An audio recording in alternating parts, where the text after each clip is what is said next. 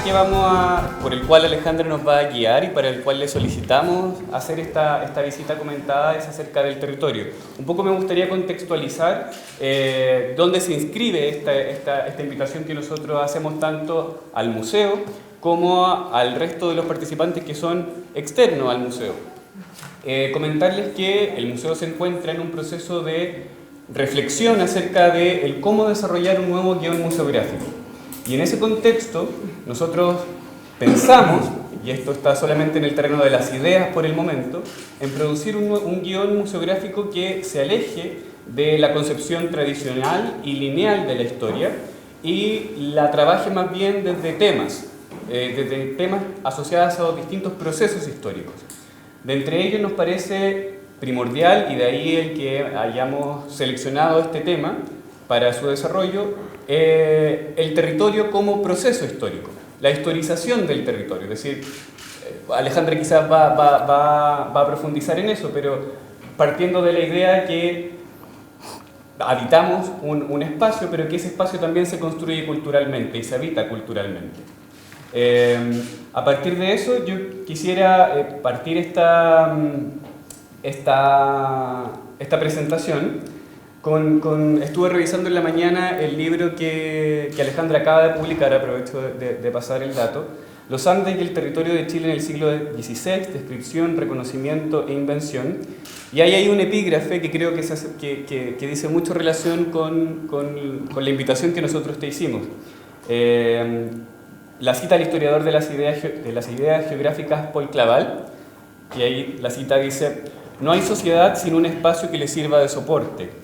La institucionalización de las sociedades es entonces inseparable de la del espacio.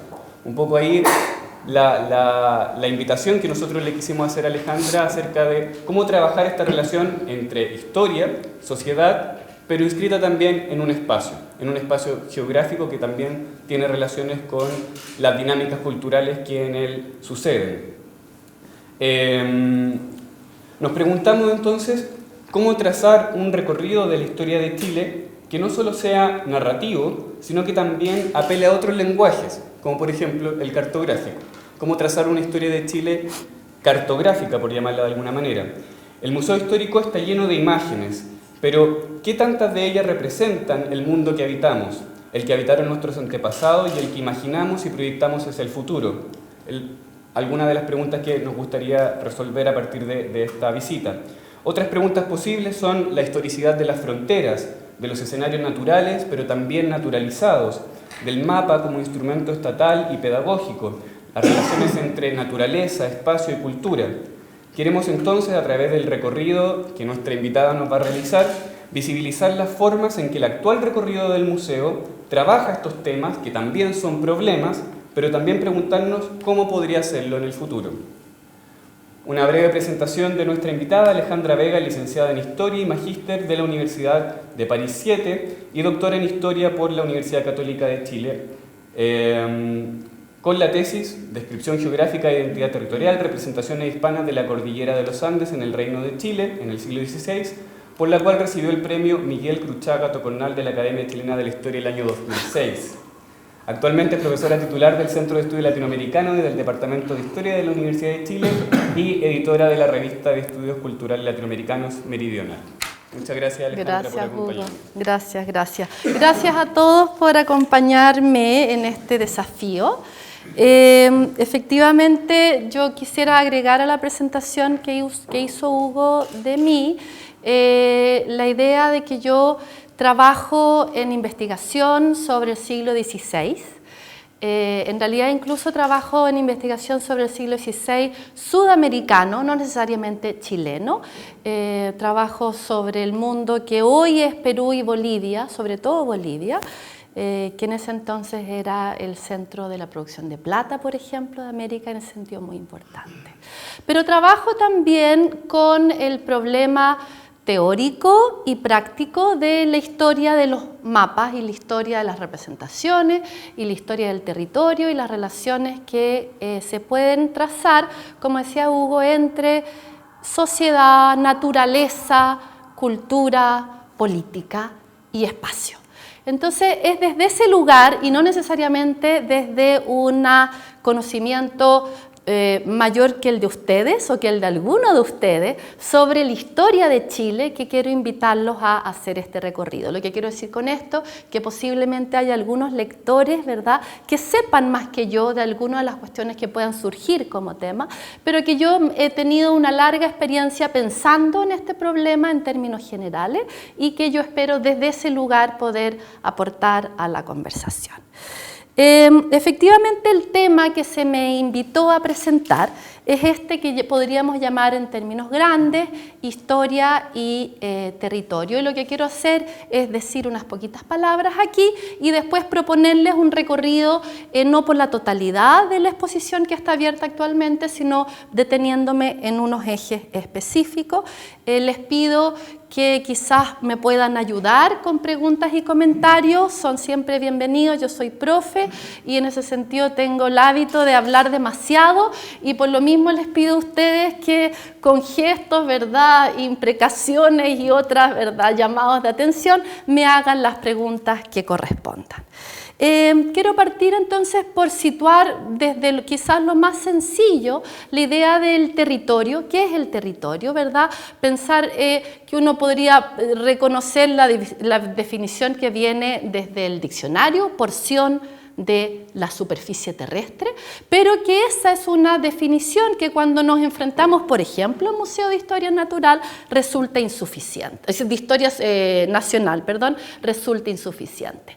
Me gustaría traer a colación, junto con el concepto muy preliminar, ni siquiera un concepto, la palabra territorio, la palabra espacio, que cuando la decimos nos hace pensar en dimensiones más abstractas, nos hace pensar en volumen, nos hace pensar en distancia, nos hace pensar en extensión y por lo tanto moviliza otras ideas.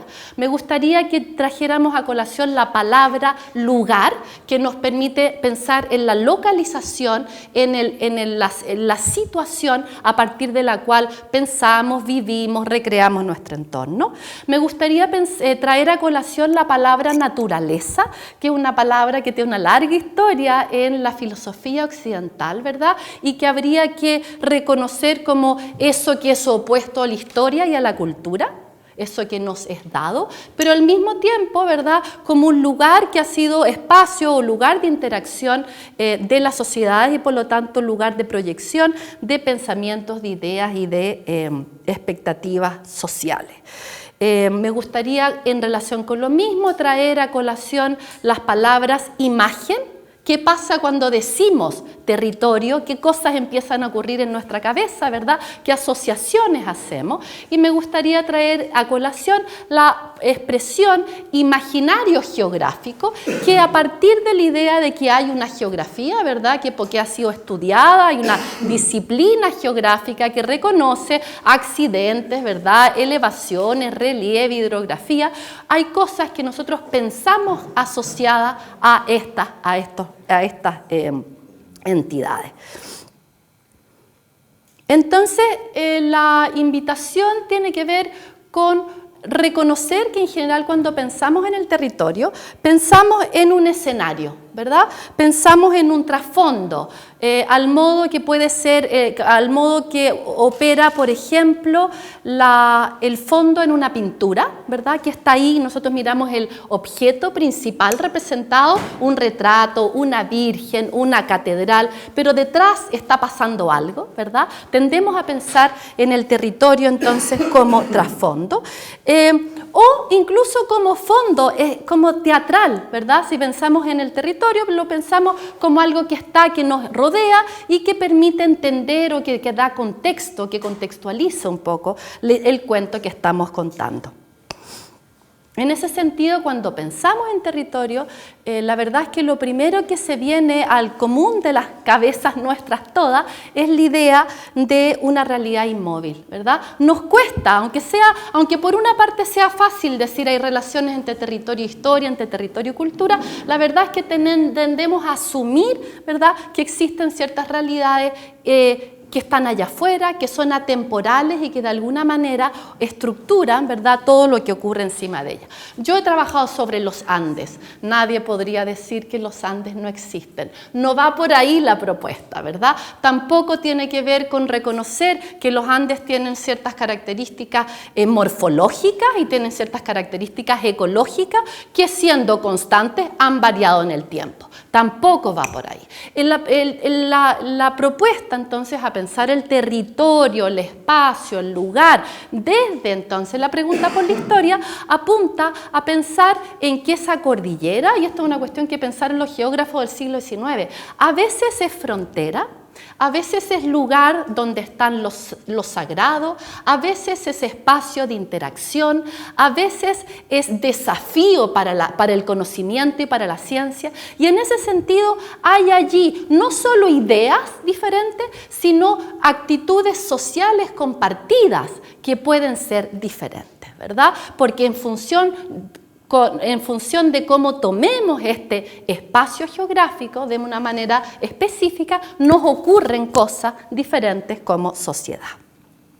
En ese sentido, la pregunta, un poco en la línea de lo que decía Hugo, tiene que ver con pensar el territorio como resultado de ciertos procesos históricos y entonces apuntar a investigar o a poner atención a qué pasa con los límites, con las sensaciones de cercanía o distancia, con el conocimiento efectivo o el conocimiento referencial, es decir, que tenemos a través de otros, y con las mismas categorías que nos sirven para movernos, las categorías de norte-sur, de arriba a abajo, que de repente son mucho más móviles y plásticas de lo que de buenas a primeras uno podría pensar.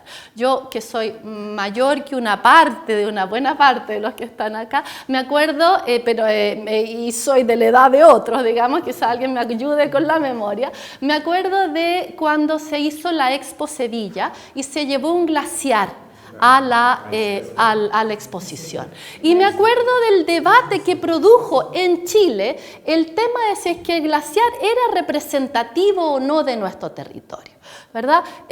Un poco la invitación es a eso, ¿verdad? Es a pensar cómo distintos sectores y cómo colectivos nos movilizamos en función, ¿verdad?, con ciertas ideas, con cierto imaginario y cómo eso nos hace actuar, nos hace representarnos, por ejemplo, en una feria internacional de una manera y no de otra.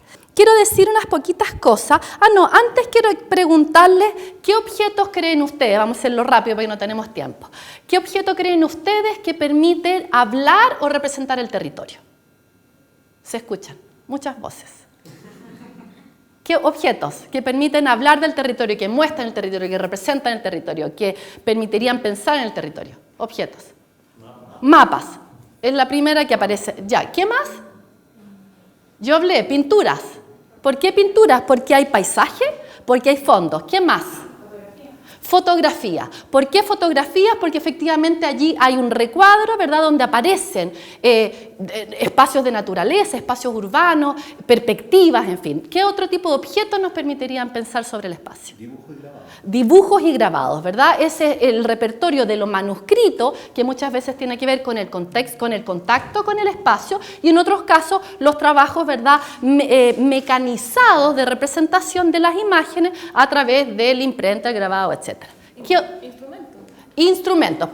Instrumentos porque los instrumentos son un modo de ver, ¿verdad? Los instrumentos organizan, focalizan nuestra mirada. Los instrumentos nos permiten poner la atención sobre objetos distantes, poner la atención sobre objetos cercanos, medir, cuantificar, por lo tanto, eventualmente pensar, actuar algunas dimensiones de esta noción del lugar, del espacio y del territorio. ¿Qué otros objetos? Ok, textos. ¿Por qué? Porque los textos nos hacen, ¿verdad?, nos evocan. Los textos contienen descripciones, los textos contienen, ¿verdad?, relatos, los textos contienen descripciones detalladas sobre el desplazamiento o generales sobre el espacio o el territorio de un grupo o de un colectivo. Bueno, Muchos objetos entonces nos permiten acercarnos a la pregunta por las relaciones entre imagen e historia. Quiero partir, antes de que nos vayamos a nuestra breve visita, ¿verdad? Quiero partir por recorrer las dos salas o los dos tiempos, porque no sé cuántas salas son, que no vamos a revisar, que son lo precolombino y lo colonial. A veces las dimensiones pedagógicas de los museos nos hacen olvidar, ¿verdad?, la obviedad de cosas que nos hacen sentido a todos, que es que Chile antes de Chile no existe, ¿verdad? Antes de que se generen procesos de conquista, de reconocimiento, de expansión, de toma de posesión, de construcción de ciudades, de caminos, en fin, no hay tal Chile. Y por lo tanto, ¿verdad?, lo que nos podemos preguntar es cómo habitaban en el territorio que mucho después de vino Chile, y ese mucho después, en algunos casos, como ustedes saben bien, a fines del siglo XIX, cómo habitaban en un territorio que mucho después de vino Chile algunas sociedades. Y lo que es complejo de eso, lo que es un poco absurdo, si ustedes quieren, cuando uno trata de forzar, ¿verdad?, Chile, territorio, ha estado aquí siempre, desde antes hasta el futuro, es que las sociedades que habitaban este territorio antes de los procesos de conquista hispana vivían justamente el territorio de otras maneras. Y las sociedades del norte estaban vinculados con lo que se llama Tahuantinsuyo, ¿verdad?, es decir, un espacio de articulación social y política andina. Las sociedades del extremo sur de Chile y de Argentina, ¿verdad?, estaban vinculados por otros circuitos que tenían que ver con el tráfico marítimo y con la transhumancia, ¿verdad?, en lo que hoy ampliamente se conoce como Patagonia, porque las sociedades que hoy identificamos como mapuche funcionaban, ¿verdad?, aprovechando, entre otras cosas, que la cordillera hacia el sur es bastante más baja y que tiene muchísimos pasos intercordilleranos importante, funcionaba entonces viviendo en la articulación de espacios al oriente y al occidente de los Andes. Y en ese sentido, entonces, pensar que lo que nosotros cuando nos preguntamos cómo otras sociedades vivieron este territorio, lo que tendríamos que partir por poner en suspenso justamente es lo nacional, ¿verdad?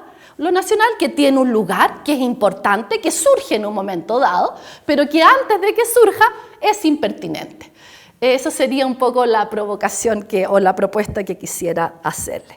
Por otra parte, si uno se va a las salas coloniales, ¿verdad?, durante el periodo colonial pasan varias cosas que me parecen súper importantes en relación al territorio.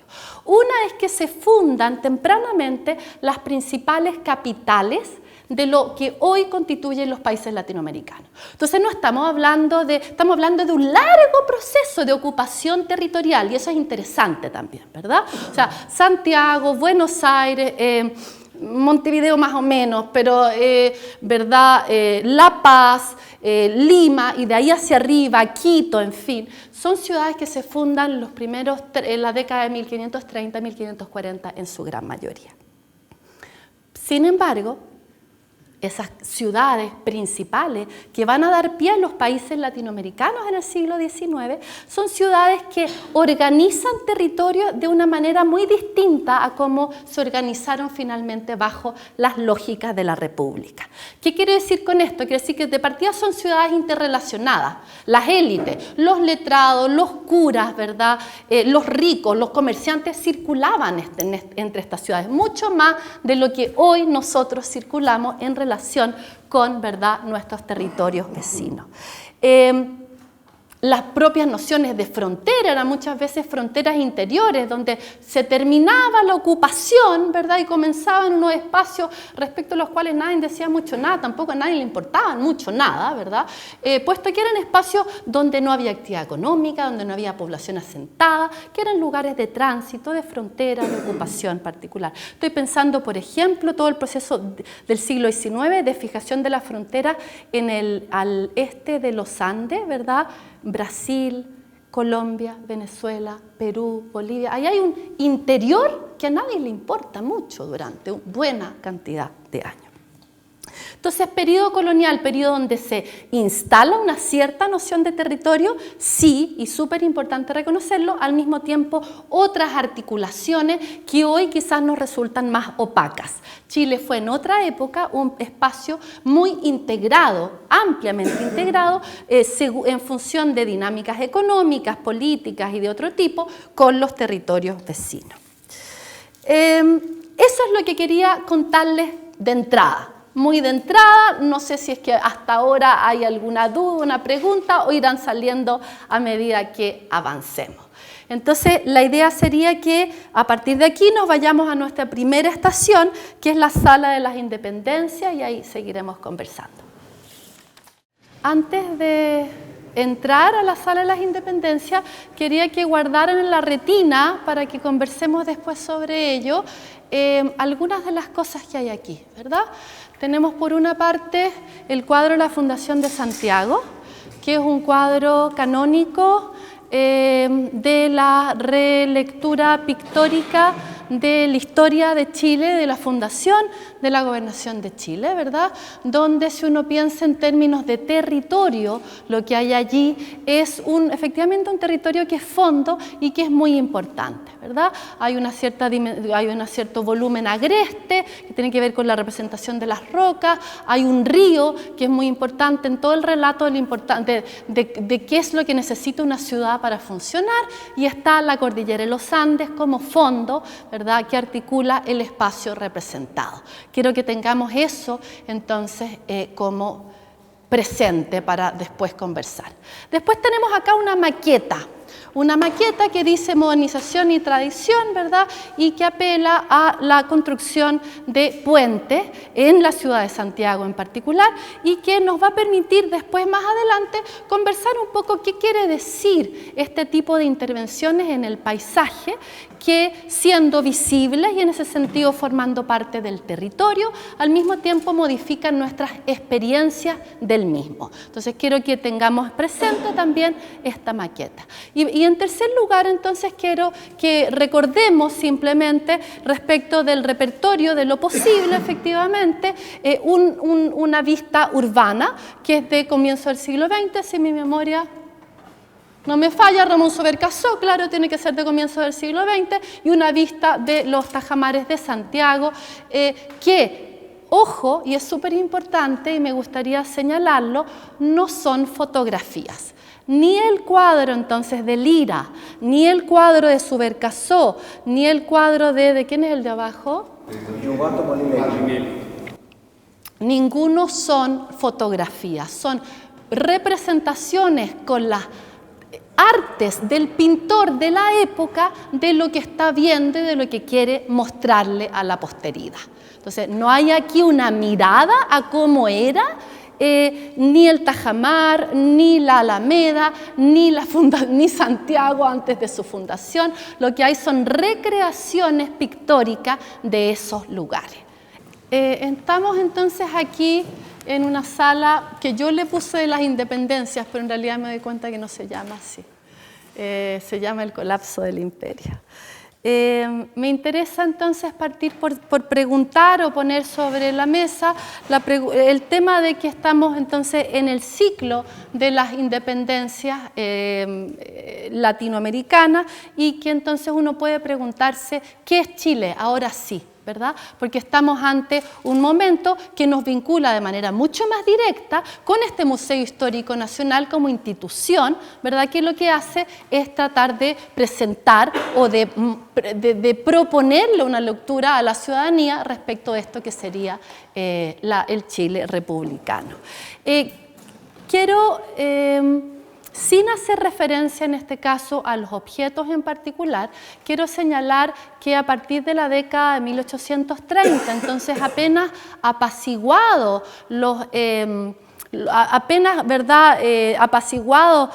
parcialmente incluso los efectos más álgidos de la guerra, de la independencia y todas las turbulencias sociales y económicas a la que la guerra dio pie, ¿verdad? Quiero hacer referencia a la importancia que tuvo para el Estado la idea de reconocer su territorio. Entonces es en ese marco que va a llegar por iniciativa propia a Chile un naturalista francés de nombre Claudio Gay, que quizás ustedes conocen, que propone un proyecto, ¿verdad?, un viaje científico muy importante de recopilación de noticias de flora y fauna, también de la actividad económica de las principales ciudades del país, y que propone también al Estado entonces levantar una primera cartografía de Chile. En el marco entonces de la postindependencia nos vamos a encontrar con un Estado que quiere saber cuál es su territorio y que reconoce la importancia de plasmar este territorio en un mapa, como ustedes dijeron, ¿verdad? El mapa que hace Gay es un mapa que no necesito mostrárselo porque de alguna manera lo tenemos todos en la cabeza.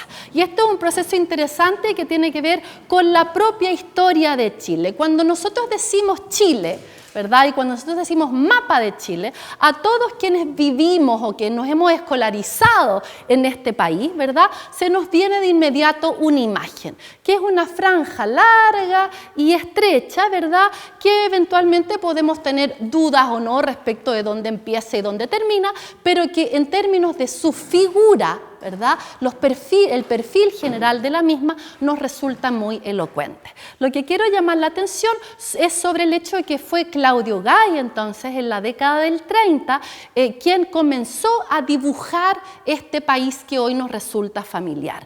Un país que en ese momento llegaba hasta el desierto de Atacama, y su mapa, de hecho, no incorpora los territorios que no eran Chile y que estaban al norte de ese espacio.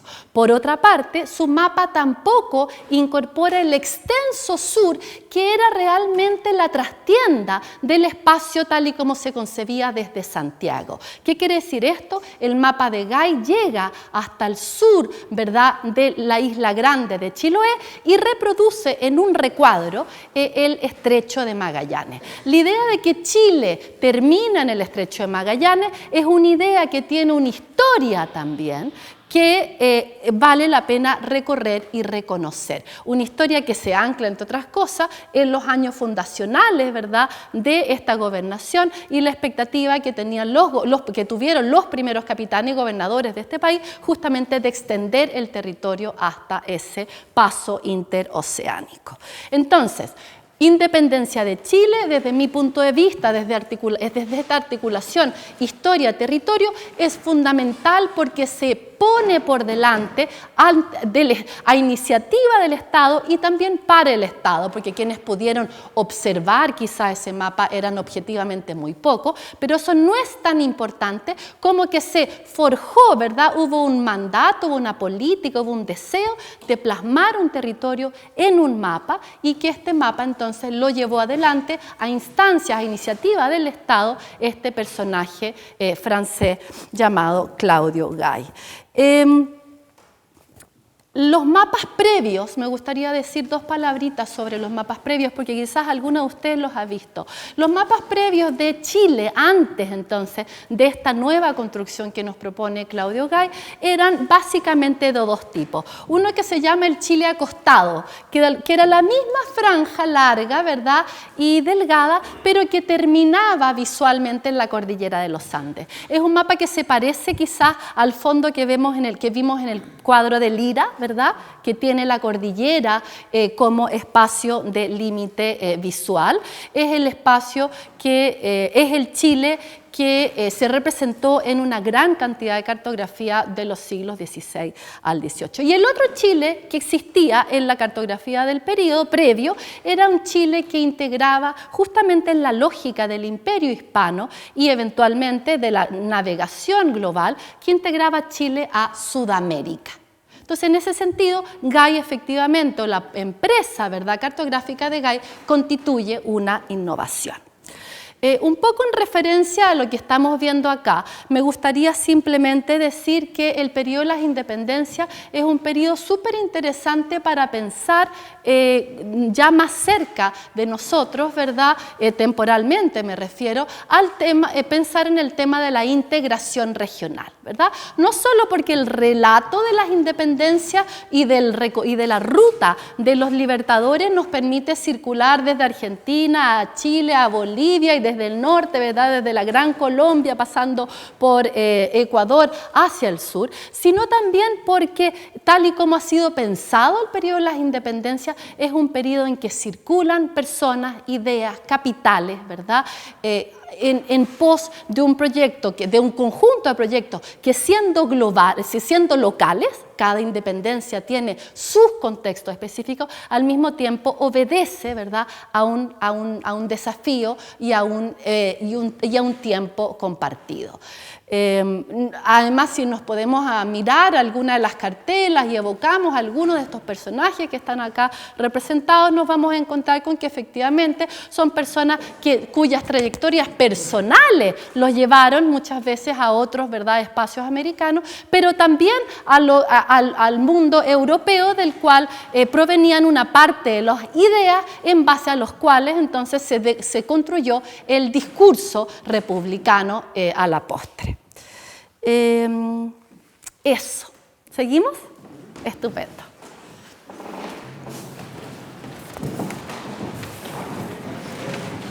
Ya. En este museo hay dos maquetas que pueden ser trabajadas de muchas maneras para pensar en el tema del territorio y que son instrumentos además extraordinariamente productivos, me parece a mí, para acercarnos a las preguntas por el territorio. Está esta maqueta, entonces, que es una maqueta de Santiago hacia 1820, según me soplaron hoy día en la mañana, y hay más allá una maqueta de la Plaza de Armas que representaría el Santiago de la primera mitad del siglo XIX. Aquí hay todo un trabajo que es interesante que uno podría hacer, que tiene que ver con la crítica a la maqueta, ¿verdad? Cuán ajustada es a lo que era efectivamente la ciudad en este periodo, en qué medida nos permite entender lo que era la vivencia urbana o no, cuán ideal es este espacio. Una cuestión que me di cuenta simplemente mirando, la Chimba aquí aparece como un espacio, ¿verdad? Al norte del río aparece como un espacio limpio, desprovisto, ¿verdad?, de cualquier intervención humana en circunstancias que lo poco o mucho que se sabe sobre este espacio apela más bien, ¿verdad?, a una presencia ruidosa y muy, ¿verdad?, vívida de todo tipo de prácticas urbanas en relación con este territorio. Pero lo que yo quiero llamar la atención más bien en relación con estas maquetas es a otra cosa.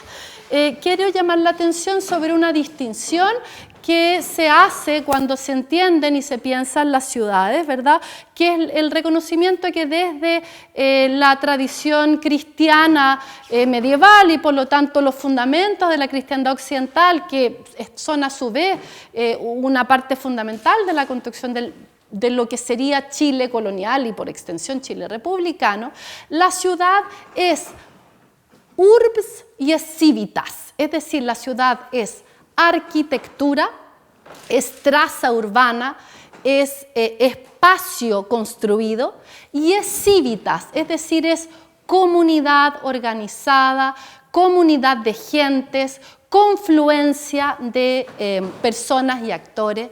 Y en ese sentido, me parece a mí que ante una maqueta que nos ofrece en principio una solución única de lectura entonces del territorio, es interesante pensar en los caminantes. La figura de los caminantes, entonces, es una figura que utiliza un historiador francés, un historiador filósofo y jesuita francés, Michel de Certeau, para pensar la ciudad, ¿verdad?, como tramas de circulación. ¿Qué quiere decir esto? Quiere decir que efectivamente la ciudad es una Y así puede reconocerse y representarse con distintos lenguajes, ya sea, ¿verdad? Podemos encontrar fotografías de Santiago de la época, podemos encontrar pinturas, esta propia maqueta que debe haber sido hecha hace unos 15 años, en fin.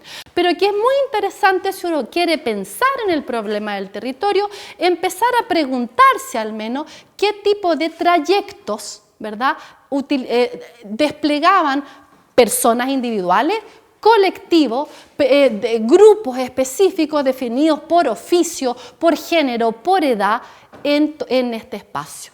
¿Qué tipo de trayectos además se definían diferenciadamente en la mañana y en la noche? Pensar que una ciudad no es lo mismo, es cosa de que pensemos ahora en nuestra propia experiencia. Santiago centro, temprano no es lo mismo que Santiago de noche. Una misma ciudad que cambia sus modos de ocupación y por lo mismo su experiencia según la hora del día, según la estación. Santiago no es lo mismo embarrada, ¿verdad?, llena de canales por las cuales fluye no poca agua, que el Santiago, ¿verdad?, de los veranos de sequía. En ese sentido, entonces, uno podría a lo menos fabular con la idea de reconocer espacios comunes, efectivamente, que son clave, pero al mismo tiempo indagar en qué tipos de trayectos eran preferentes, prioritarios, qué tipo de trayectos permitían a unos encontrarse con otros o en su defecto justamente no encontrarse. Y por esa vía, qué tipo de experiencias de ciudad apelan, ¿verdad?, a aspectos compartidos por muchos o representan en cambio, ¿verdad?, cuestiones que hay que reconocer, ¿verdad?, en la enorme diversidad de lo que es una sociedad congregada en torno a una pequeña ciudad. Me encantaría que estuvieran aquí señalados los hospitales. No porque no estén, pero para que pudiéramos pensar qué pasa en torno a los hospitales, qué pasa en torno a los cementerios, en términos de los trayectos urbanos, en términos de lo que significa esa experiencia, qué pasa con los colegios, qué pasa con la biblioteca cuando se funda, qué pasa con los museos una vez que se fundan, en fin. Y así podríamos construir una suma entonces de ciudades en el tiempo que a partir del reconocimiento formal de la existencia de un trazado y de un conjunto de edificaciones. Vamos a la siguiente sala. Entonces, la Plaza de Armas entre 1820 y 1850. No quiero reiterar lo mismo, quiero llamar la atención sobre el hecho de que quien hizo esta maqueta quiso, de alguna manera, hacerse cargo al menos de la pregunta, ¿verdad?, de la experiencia de distintos actores en un espacio compartido y que esto que hay aquí apenas, como vamos a decir, una pequeña intuición respecto de la riqueza de un material habría que, ¿verdad?, o podría ser objeto de un infinito repertorio de actividades, porque tenemos el domingo y las misas, tenemos los días santos y sus procesiones, tenemos los días de mercado, tenemos los vendedores que están siempre allí de todas maneras, tenemos las mujeres que salen en ciertos horarios y no en otros, tenemos niños que acuden o no, ¿verdad?, a estos espacios y eso podría también permitirnos reconocer cómo en un lugar de convergencia, ¿verdad?, la plaza de armas de una ciudad se construyen o no ciertas experiencias compartidas. Creo que no hace falta trasladarnos, quiero simplemente llamar la atención sobre el hecho de que al fondo de donde estoy hablando están representadas las vitrinas relativas tanto a la Guerra del Pacífico como a la ocupación de la Araucanía, ¿verdad? Que se trata, como ustedes saben bien, de dos hitos clave en la articulación del territorio nacional de Chile de fines del siglo XIX. Dos hitos claves, entonces, en la constitución del territorio nacional de Chile y que además, como es cosa de mirar la prensa, ¿verdad?, o conversar con una amiga o un amigo a la hora del café, son hitos, ¿verdad?, clave que no solo definen nuestro pasado, sino que además son de una enorme contingencia. Son de una enorme contingencia no solo porque el debate respecto de la legitimidad de de ciertas propiedades, ¿verdad?, territoriales en la llamada Araucanía es asunto de contingencia, sino también porque hay una demanda, ¿verdad?, en el Tribunal de La Haya de Bolivia respecto justamente del trazado limítrofe de nuestro país con nuestro país vecino. Entonces, lo que quiero decir acá es que tenemos una historia del territorio, ¿ok? Pero además tenemos una historia que en ocasiones nos permite pensar dimensiones de la sociabilidad o dimensiones, ¿verdad?, de la cultura, pero hay otros momentos en que el territorio se transforma en un problema, en un conflicto y por lo mismo, ¿verdad?, en un lugar donde convergen posiciones antagónicas, donde convergen problemas, que fuente, ¿verdad?, de debate, eventualmente fuente de escaladas conflictivas, y eso es algo que también debiéramos incorporar. Yo no quiero aquí desplegar mi posición sobre la materia, pero sí quiero llamar la atención sobre el hecho, porque creo que un espacio como este justamente no es un espacio para desplegar una posición, sino para mostrar el hecho de que el territorio no solo, ¿verdad?, entonces es este trasfondo, este conjunto de ideas que aparecen de repente y que nos permiten reconocernos o reconocer a otros, sino que también es fuente de conflicto y de dificultades en nuestro presente.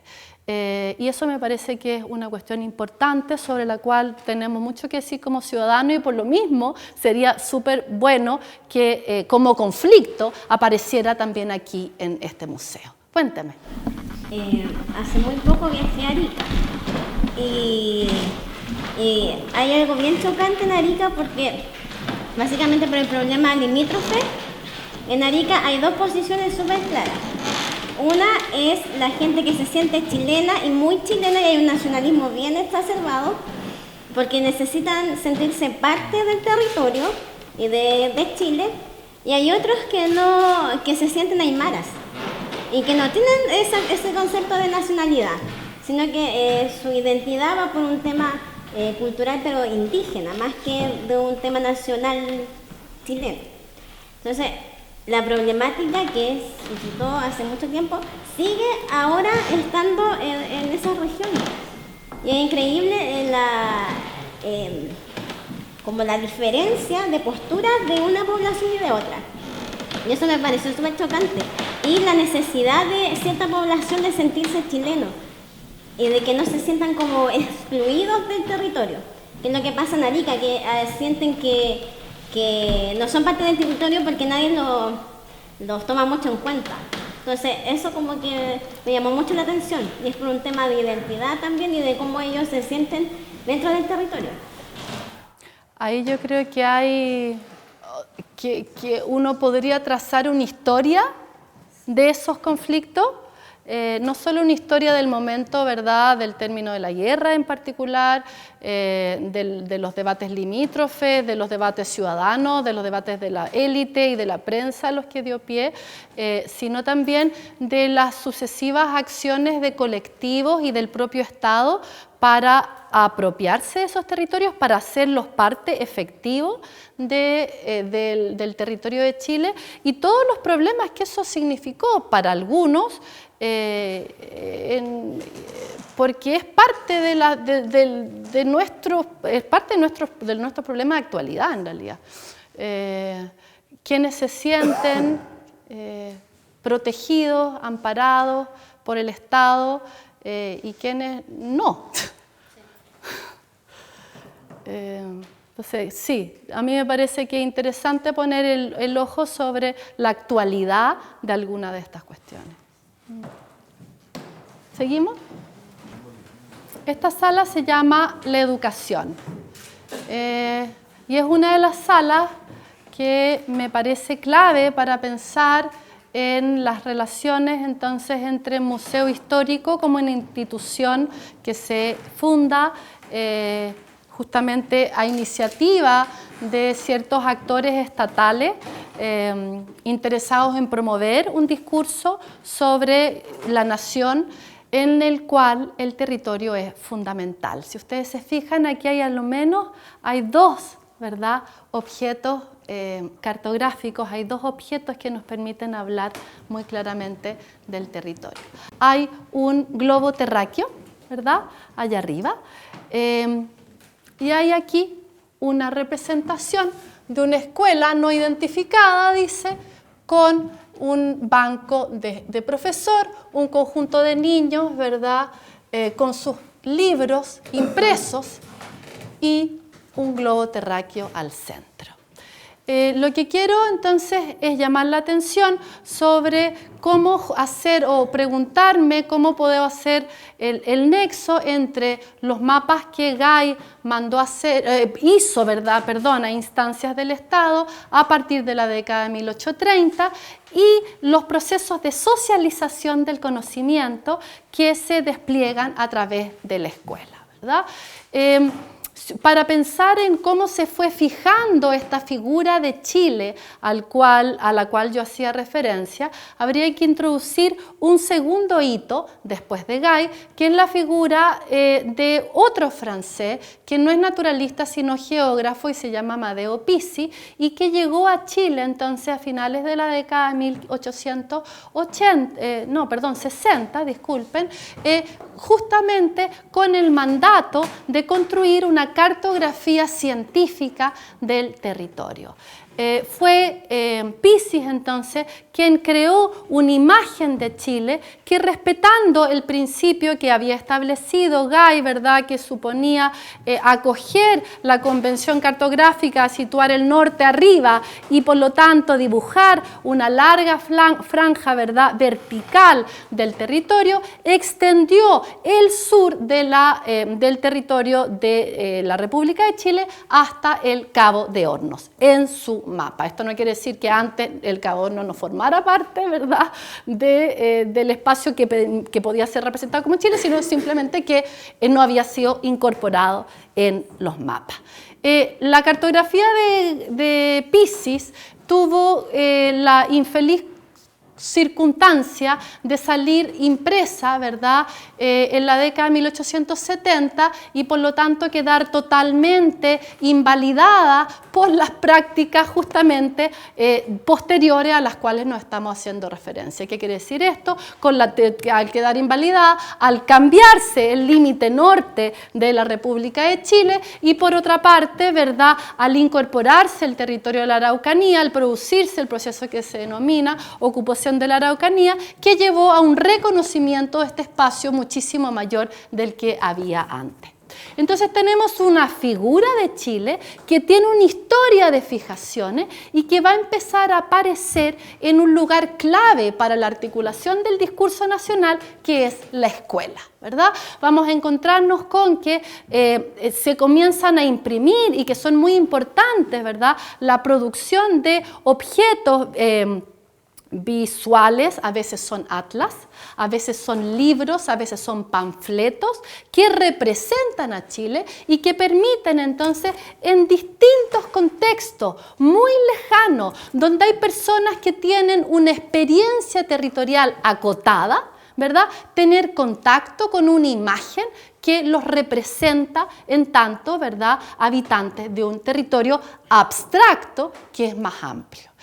Podemos entonces figurarnos con que algunos de estos niños tenían una experiencia del territorio acotada, limitada entonces al lugar donde vivían y a la escuela a la que asistían y que sin embargo recibían, ¿verdad?, en el marco de su escolarización un conjunto de ideas sobre el espacio que eran muchísimo más amplios, que les permitían tener contacto con el globo terráqueo, ¿verdad? Todo el mundo recuerda su propia experiencia, supongo yo, escolar, con los mapas puestos y con los mapas entonces impresos que se colocan en los muros de las salas de clase y que por esa vía permiten efectivamente difundir, reconocer y por esa vía incluso habilitar que distintas personas muy distantes espacialmente entre ellas, culturalmente, ubicados en polos en el extremo norte o en el extremo sur, compartieran una misma imagen, ¿verdad? Porque cuando pensamos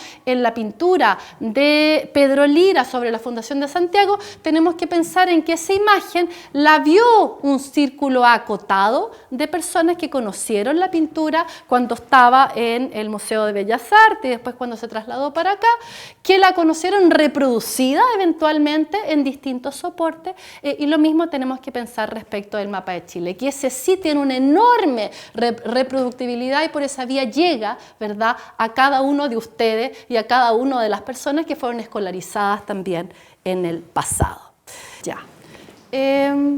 Quiero cerrar aquí el recorrido, un recorrido que podría también incluir la sala que sigue. Acabamos de pasar efectivamente por las vitrinas que representan la Guerra del Pacífico y la ocupación de la Araucanía.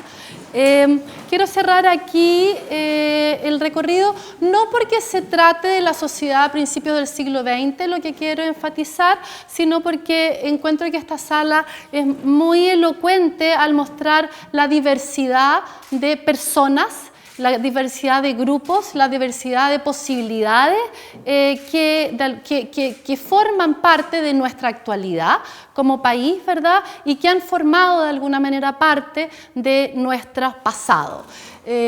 No solo porque hay niños y adultos, no solo porque hay mineros y campesinos, no solo porque hay mujeres y hombres, sino porque además estamos hablando de gente que vive en el norte minero, que vive en el centro, que vive en la ciudad, que vive en el sur campesino, ¿verdad?, que vive en el extremo austral. Es en relación a este grupo tan variado de personas que yo creo que uno podría hacer un ejercicio, ¿verdad?, que tuviera que ver con pensar en las experiencias del territorio. Quiero terminar un poco con lo mismo y quiero evocar entonces que aquí hay algunas imágenes que nos permiten pensar al menos en los medios de transporte y los medios de comunicación, y entonces ahora voy a traer a colación la maqueta del puente con la cual partimos, ¿verdad? Medios de transporte y medios de comunicación que transforman radicalmente las experiencias que tenemos del territorio. ¿Qué quiere decir esto? Esta es una cuestión muy bonita que ha sido estudiada para distintos periodos y en distintos países, ¿verdad? La idea de que desplazarse a pie no solo habilita una cantidad de kilómetros recorribles en la vida diaria y en la vida humana, ¿verdad?, sino que además dota a quien se desplaza de una perspectiva que es diferente de la que tenemos cuando nos desplazamos en tren, que nos da otra capacidad de movernos en el espacio y otra visión del territorio que nos circunda y que es a su vez diferente de las posibilidades, ¿verdad?, de desplazamiento y de visibilización de nuestro entorno que provee el avión. Nos encontramos entonces con que fruto de un conjunto de transformaciones que no son necesariamente relativas a la historia de Chile, pero que podemos nosotros aterrizar, ¿verdad?, y pensar en relación con distintos momentos de nuestra experiencia, ¿verdad?, de ocupación de este espacio, nos encontramos con que el despliegue de medios de transporte diferentes nos ha producido diferentes sectores o experiencias de territorio muy diversas. Lo mismo pasa con los medios de comunicación, ¿verdad? Los medios de comunicación, y cuando pienso en los medios de comunicación, pienso desde el pregón de los últimos años de la conquista, ¿verdad? Esa persona que salía del cabildo a la plaza en un horario señalado y que decía, se informa que ha muerto, ¿verdad?, el virrey de Perú y por lo tanto, ¿verdad?, se celebrarán las exequias. Bueno, imágenes del territorio, ideas respecto de la distancia y la cercanía, que son distintas de lo que ocurre cuando empieza la prensa, ¿verdad?, en nuestro país a principios del siglo XIX, que comienza a movilizar otras ideas, estamos todavía en el repertorio del relato, y diferente de la prensa entonces ilustrada, que irrumpe con mucha fuerza a principios del siglo XX y que a su vez, ¿verdad?, nos permite socializar, permite que se socialicen otras imágenes, ahora sí imágenes, fotografías, caricaturas, grabado del espacio que vivimos y de los espacios, ¿verdad?, que nos rodean y con los cuales nos relacionamos. ¿Para qué decir la televisión? ¿Verdad? La televisión que nos muestra territorios distantes, que nos coloca dentro de la noticia, ¿verdad? O de noticias que están ocurriendo a enormes cantidades de miles de kilómetros de distancia y que nos crea una sensación de proximidad, sin ir más lejos, los atentados recientes, ¿verdad? Que ocurrieron en París, que nos coloca en una experiencia subjetiva de proximidad inimaginable, entonces, antes de la existencia de un medio de comunicación como la televisión. Aquí hay también entonces obras de infraestructura que podemos vincular con el mismo tipo de dinámica, ¿verdad? Caminos, carreteras, puentes, son intervenciones sobre el paisaje que acortan distancias, que acercan territorios, que habilitan conexiones, que crean proximidades, que marcan fronteras que hasta antes de su instalación, ¿verdad?, eran invisibles o no eran pertinentes o no existían claramente para todos. En ese sentido, con esta sala y un poco a modo de cierre, mi impresión respecto de mi propuesta respecto de las articulaciones entre historia y espacio, historia y territorio, es una apelación también a que desde nuestra actualidad, que somos un país, ¿verdad?, en el siglo XXI, de personas que migramos, somos un país también de inmigrantes, que somos un país, ¿verdad?, donde el traslado entre distintos territorios se hace cada vez más posible, porque hay turismo, porque hay deseos de conocer, porque hay trabajos que nos llevan a lugares distantes. Y en ese sentido, ¿verdad?, por sobre una imagen unitaria, estable y monolítica del territorio de la República de Chile, ¿verdad?, una invitación a pensar en la multiplicidad de espacios que habitamos y la multiplicidad de espacios que heredamos y que, habiéndolos heredado, habitamos de manera distinta de nuestros antepasados. Eso sería más o menos lo que yo quería decir. Entonces, ahora entiendo que habría un cafecito y después conversamos. Sí. Súper. Sí.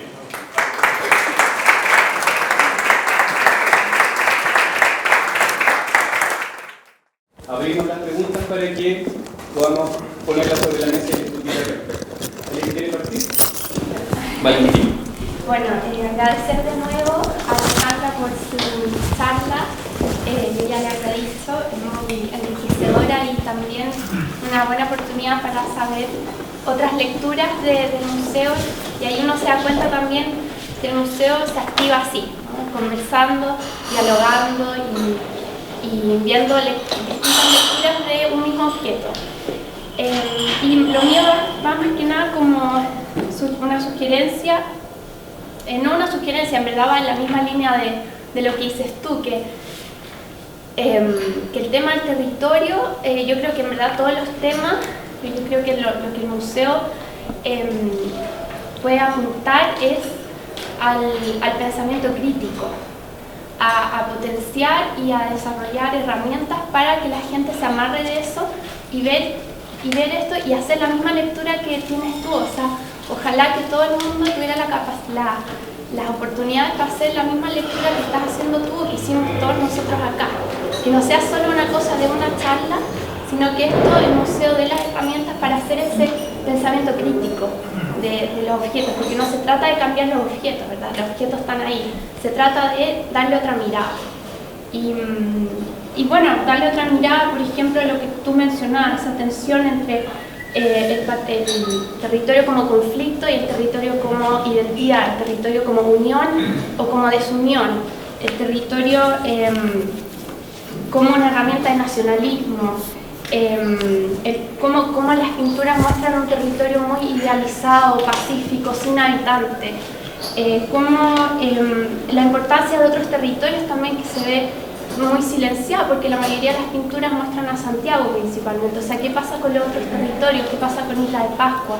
Por ejemplo, que el territorio no es Chile, sino que es una construcción de Chile, más que nada. Y en relación, yo creo que el museo tiene que apuntar a eso, a que la gente salga de acá con esa mirada crítica. Y se me vino a la mente una experiencia que yo tuve en el Rijksmuseum de Ámsterdam.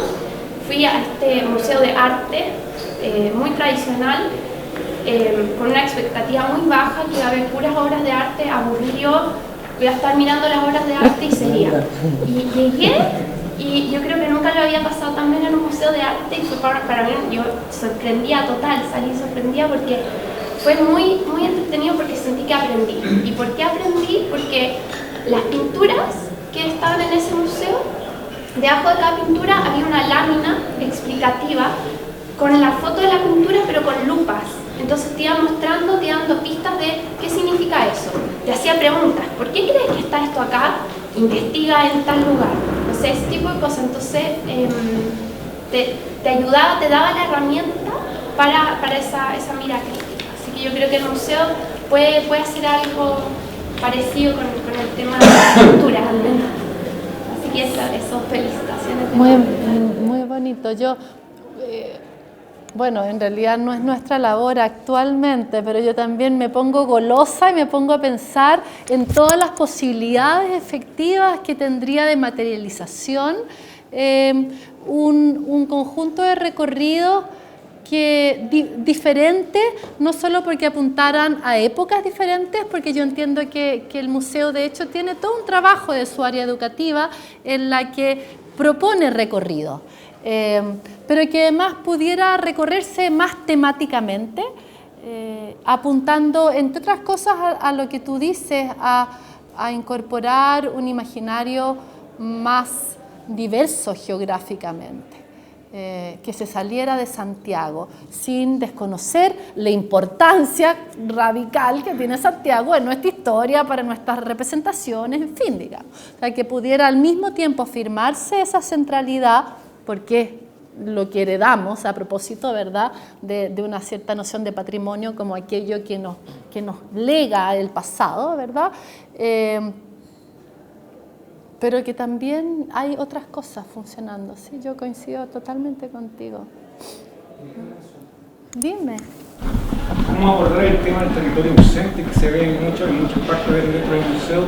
Cuando, por ejemplo, yo sé que se pueden abordar de diferentes maneras, pero cuando, por ejemplo, los museos se basan en los objetos que tienen, en la fotografía, por ejemplo, pintura y todo eso, y cuando hay ausencia de lugares que están, aunque sea claramente aquí no está representado todo lo que es el territorio que se llama chileno, pero cómo se puede abordar a través de, por ejemplo, música, se puede abordar a través de la cultura de cada lugar, esos lugares ausentes que se ven dentro, porque de la exhibición la mayoría es como Santiago, la zona centro, está ausente totalmente. Por ejemplo, el norte de repente lo vemos en la zona minera, pero como la zona minera nomás, es eso, el norte.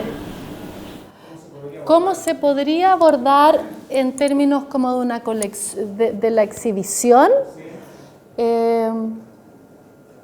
Yo creo que este museo resguarda un patrimonio maravilloso y que permitiría mostrar Chile en su diversidad. Y yo creo que hay un enorme desafío a los equipos, ¿verdad?, del museo que están aquí trabajando, que me invitaron a esto y que los invitaron ustedes a hacer sus propias propuestas, porque hay materiales para hablar de muchos espacios distintos, y por lo tanto la pregunta es más bien ¿qué rompecabezas armamos para que haya un relato que es unitario y al mismo tiempo yo creo que ese es el desafío conceptual. Tenemos que armar un relato unitario, no porque somos un país que necesitamos un discurso nacionalista, sino que tenemos que armar un relato unitario porque somos un país. Y como museo histórico nos hacemos cargo de una historia que nos ha llevado hasta el presente como tal. Al mismo tiempo, como ese relato unitario recoge esas otras dimensiones. Entonces yo te diría que objetos de vida cotidiana, artesanías, fotografía, estampas, decía Juan Manuel, estampas y dibujos, hay realmente un material maravilloso que todavía está como por explotar en ese sentido. Y yo trabajo aquí, sé que hay algunas lagunas que hay... Ok, entonces la pregunta sería cómo llenar esas lagunas. Bueno, ¿sabes qué? Yo pensaba cuando he estado dándole muchas vueltas a este tema, como una laguna que a mí me encantaría llenar sería imágenes de Chile a través del tiempo, ¿verdad? Yo siempre, como he trabajado con la cordillera hace tanto tiempo, tengo como una imagen fetiche que es una cajita de fósforo de los Andes que tiene la cordillera. Esa es mi imagen fetiche y la persigo y siempre la pongo en todas partes porque me gusta, porque en fin. Pero si nosotros nos pusiéramos a recopilar imágenes de Chile, estoy hablando del territorio, soportes que representan espacios, podríamos armar un banco de datos digital alucinante que permitiría, ¿verdad?, reconocer el lugar de este perfil de Chile en pequeños panfletos, en dispositivos de turismo, en juguetes, no tengo idea, todo tipo de impresos, en la prensa, y de la misma manera podríamos pensar en un catálogo de este mismo modo de imágenes de estos lugares ausentes. Yo creo que hay, porque el museo en general tiene como mandato resguardar ciertos bienes que tienen un valor simbólico, patrimonial, pero eso significa que de repente quedan fuera del museo objetos que no tienen ese valor cultural, pero que son muy elocuentes. Yo creo que ahí hay un trabajo precioso a hacer como museo histórico, por ejemplo, reuniendo material cartográfico producido en distintas épocas y en distintos soportes que nos permite pensar cómo más personas interactuaron con el territorio. Y eso, que es un ejercicio, ¿verdad?, que es el Chile unitario, uno podría llevarlo también a la pregunta que tú haces, ¿verdad?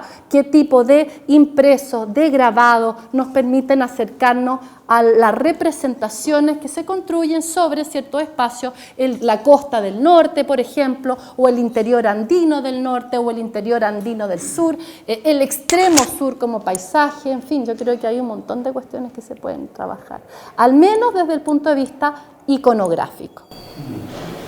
Tenemos hartas preguntas al parecer. ¿Ya? Voy por orden de observador, que estoy acá. ¿Ya? Marcela, Javiera, Pablo. No, lo mío era muy corto y también en relación a lo que acabas de decir. El tema, Chile está representado en las estampas, absolutamente, porque el papel es un soporte que es portable, que se puede llevar a largas distancias y que también habla de eso, de los trayectos y todo el cuento. Desde las plegaturas hasta el croquis, la rapidez, qué sé yo, entonces habría que pegarle una mirada ahí. Sí. Porque iconográficamente está bien representado. Sí, yo creo que sí. Tengo una pregunta sobre la representación del territorio. Tú hablaste de un territorio, al final tú tocaste la dimensión aérea, pero el territorio, la construcción más del siglo XX, considera también otras dimensiones que es más allá que la continuidad de la tierra física al mar, que podría ser las millas marítimas que se han incorporado, y también es el territorio submarino poco explorado, pero que igual ha sido explorado científicamente a través de la historia, tanto por la actividad pesquera o la actividad de cazadores-recolectores de los pueblos originarios, hasta hoy día con la relevancia que tiene el subsuelo del territorio físico minero del país y el territorio del subsuelo marítimo y el territorio aéreo, pensando en el último incidente de ayer, de hoy, de Turquía con Rusia, el tema aéreo, que también tiene representaciones en el mundo no tan contemporáneo.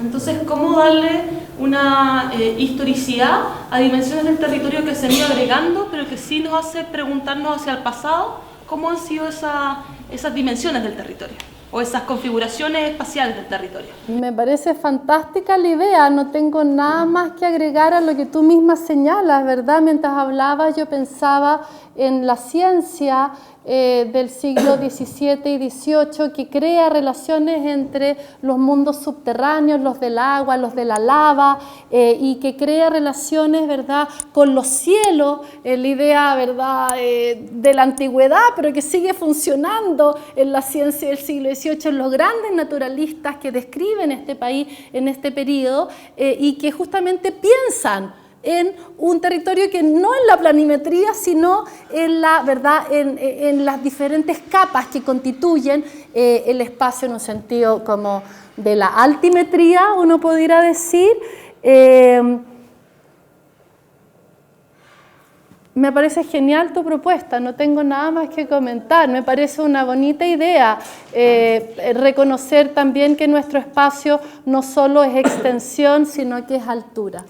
Y eso es algo que es muy importante para pensar en las imágenes que tenemos del territorio todos, ¿verdad? Desde la imagen que tenemos de la Tierra, que se ve desde el satélite, acercando la imagen que podemos tener quienes podemos andar en avión en alguna ocasión y ver, mirar a través de la ventana del avión, como momentos en que además, por ejemplo, el tema de las fronteras nacionales se torna totalmente irrelevante.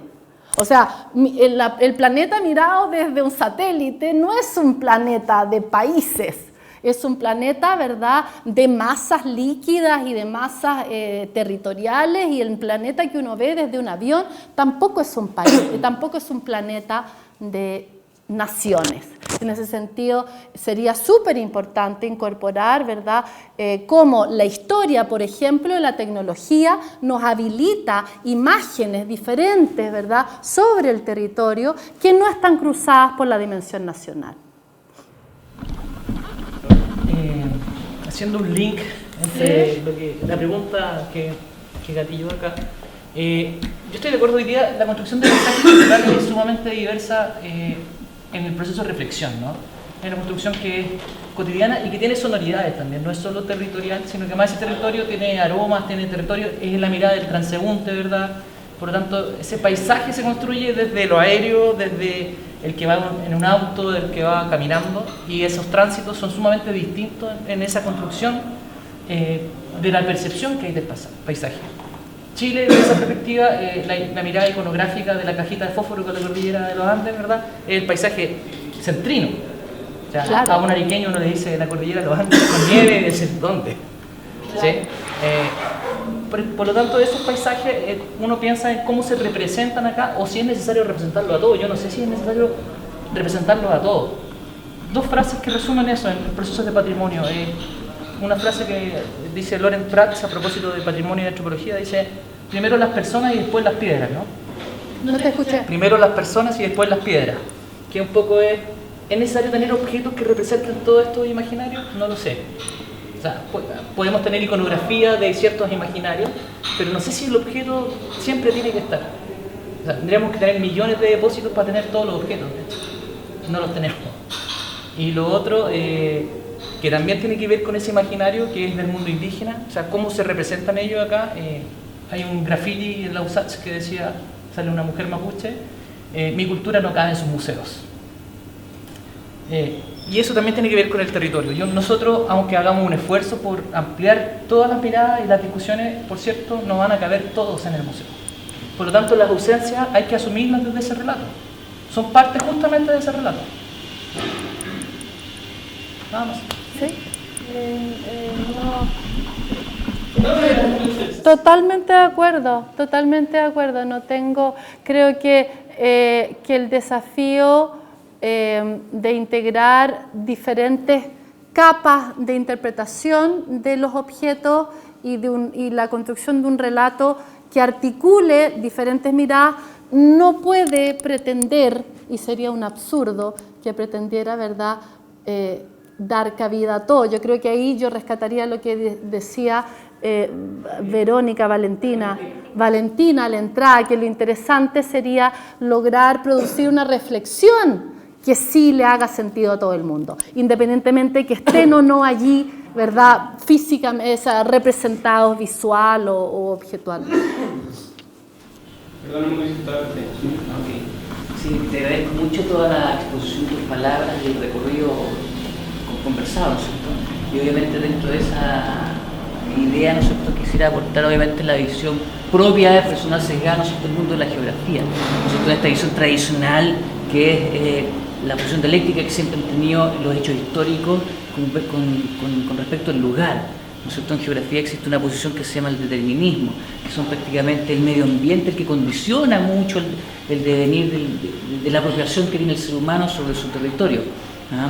Esa misma posición, digamos, tiene un contrasentido, ¿no es cierto?, que se llama el posibilismo, que cuando el hombre ya ha logrado penetrar, conocer algo, digamos, empiezan las transformaciones del paisaje, ¿no es cierto?, en este otro sentido.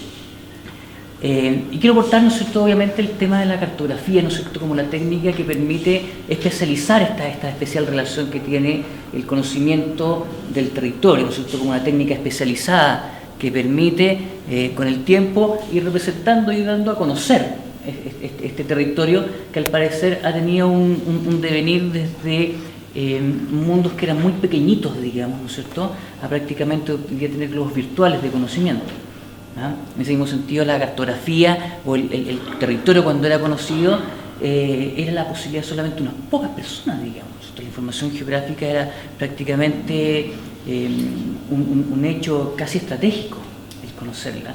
Y en la medida que ha ido pasando el tiempo, digamos, ha ido haciéndose cada vez más pública, ¿no es cierto? Cada uno ahora tiene la posibilidad de poder contribuir a construir territorio, ¿no es cierto? Específicamente hoy día esto de los globos virtuales, el Google Street, el Waze, el Google Earth, ¿no es cierto?, nos permiten a nosotros mismos construir y apoyar esa misma idea.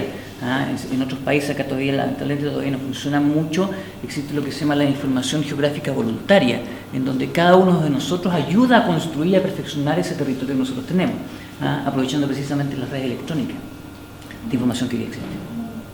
Sí, gracias por tu comentario. Mira, me gustaría agregar a esto algo que, porque no cabía en el museo, porque hay que recortar necesariamente.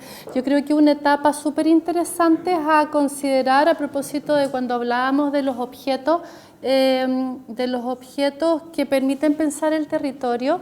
Una dimensión clave es el desarrollo, ¿verdad?, técnico vinculado a la topografía y a la medición, entonces con instrumentos sumamente precisos y que está vinculado al desarrollo del Estado, puesto que los cuerpos militares que recibieron el mandato, ¿verdad?, en la década de 1880 de construir cartografías científicas del territorio, que están al origen de la fundación del Instituto Geográfico Militar, no me acuerdo cuándo, 1930 y algo, si mi memoria no me falla, tienen que ver también con ciertos requerimientos que hace el Estado para producir instrumentos, ¿verdad?, que tienen funciones políticas, diplomáticas, científicas, militares y que deben ser también pensados en el contexto, entonces, de una historia de nuestros mapas.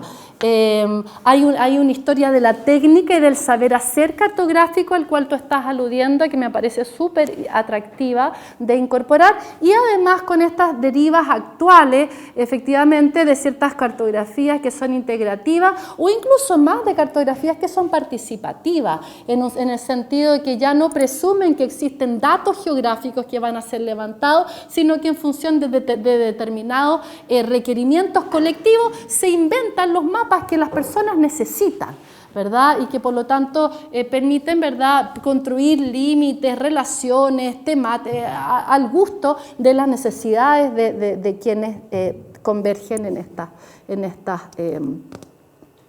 tareas.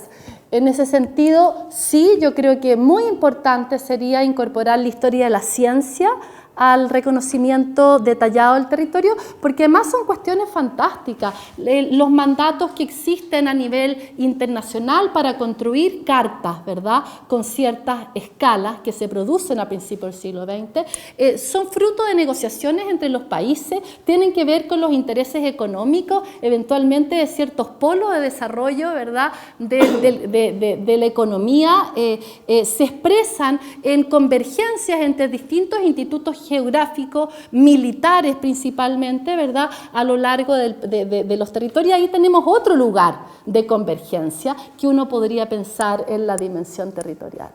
Sí. Mauricio.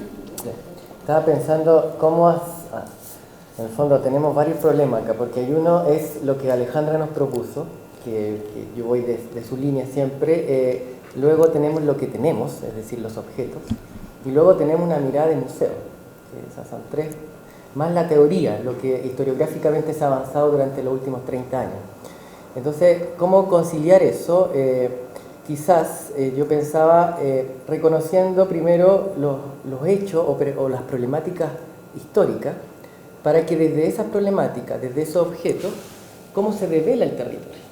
Estaba pensando en los ejemplos que tú mismo diste con respecto a los autos en el siglo XX, a los colegios, ¿no? Estas fotos, quizás es ya lo que tenemos, ¿no? Por decir así, adentrarnos en ello, investigarlo, no sé, y desde ahí sacar la propia imagen del territorio, es decir, desde la fuente misma, a partir de las problemáticas que reconozcamos.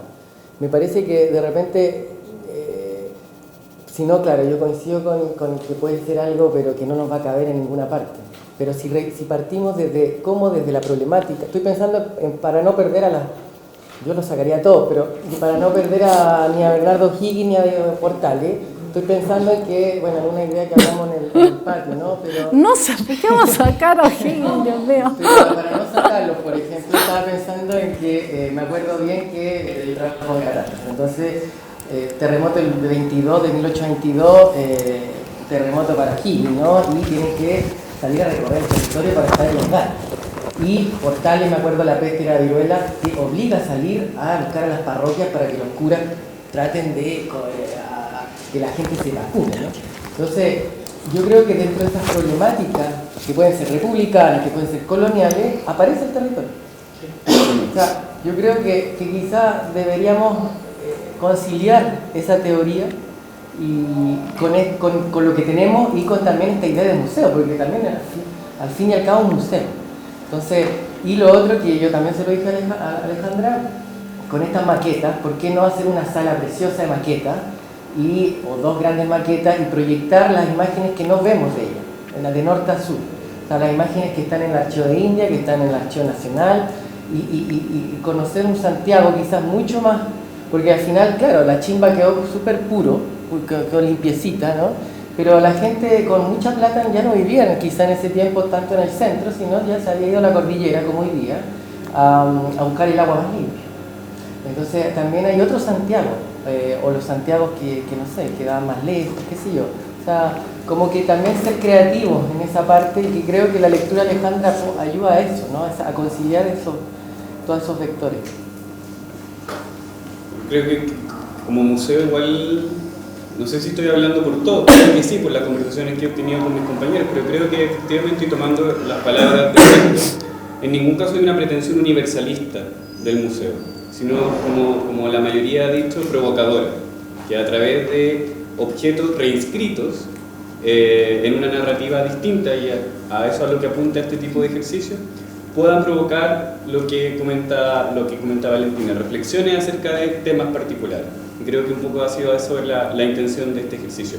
Tenemos que terminar, no sé si se nos está quedando de lado la cartografía humana. Estamos hablando del conocimiento del territorio y no conocemos cómo se está la distribución, no sé, de los ciudadanos dentro del territorio.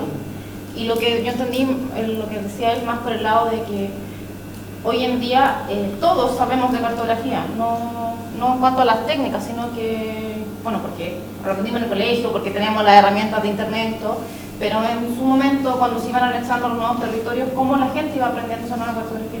Una cosa muy sencilla, yo aprendí en el colegio que habían 12 regiones más la región metropolitana, y hoy día existen 15, sí. Y no me pregunté dónde están los límites, porque yo ya había salido al colegio cuando la nueva región, entonces ya no lo aprendí, sí.